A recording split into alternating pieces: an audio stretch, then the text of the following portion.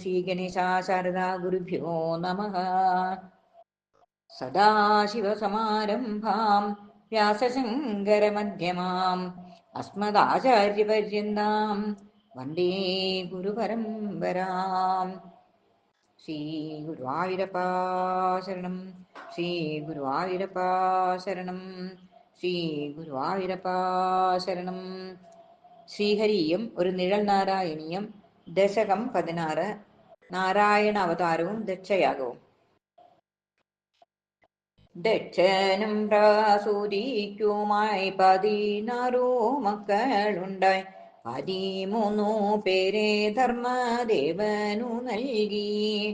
പിതൃക്കൾക്കു സുധയെയും അഗ്നിക്കായി സ്വാഹയെയും സതിയെ മഹാദേവനും വിളി കഴിച്ചു.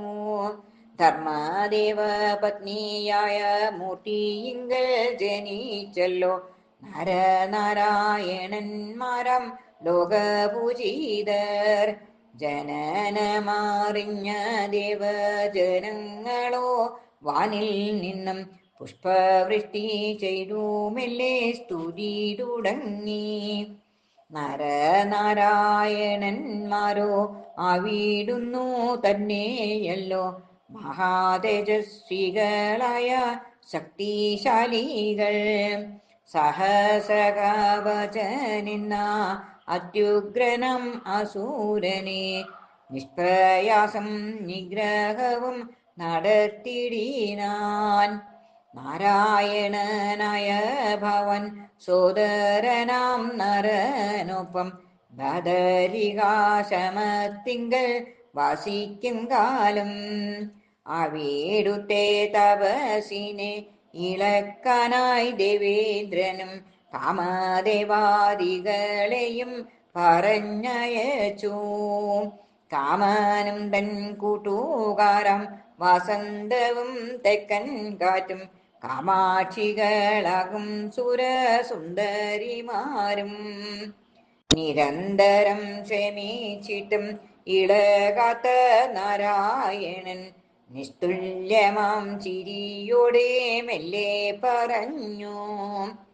കാമദേവാ ഭയം വേണ്ട, കാരണഭൂതനാമെന്റെ കയ്യിൽ നിന്നും സമ്മാനത്തെ വാങ്ങിക്കൊള്ളുക എന്നു ചൊല്ലി ഭവാൻ തന്റെ ദാസികളെ കാണിച്ചപ്പോൾ സൗന്ദര്യം കണ്ടമ്പരന്നു കാമാദികളും.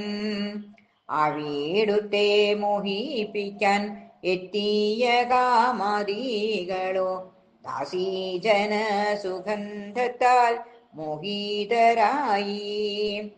അവിടുന്നു സമ്മാനിച്ച ഉർവശിയോ നശിപ്പിച്ചു ദേവസുന്ദരികളുടെ സൗന്ദര്യമാദം.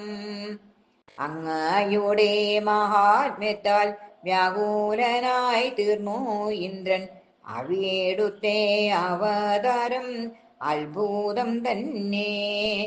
നാരായണമൂർത്തിയേക്കാൾ ശ്രേഷ്ഠനായി ഒരാൾ മാത്രം കൃഷ്ണരൂപിയാകുമെന്റെ ഭഗവാൻ മാത്രം. ബ്രഹ്മപുത്രനായ ദക്ഷൻ വിവേകശൂന്യനുമായി ബ്രഹ്മസ്വരൂപിയിൽ പോലും ഭക്തിയില്ലാതായി ശിവവിരോധിയായിട്ടു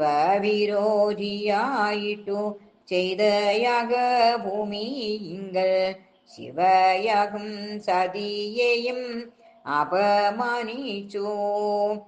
കോപിഷ്ഠനായി പരമേശൻ ദക്ഷകളഛേദം ചെയ്തു കോപശാന്തി വരുത്തിനാൻ ദേവസ്തുതികൾ. ദക്ഷനു ജീവലാഭവും യജ്ഞപൂർത്തിയും ലഭിച്ചു. രക്ഷിക്കുക ശാന്തി നൽകും ശ്രീ മഹാവിഷ്ണു. സർവം ശ്രീകൃഷ്ണാർപ്പണമസ്തു.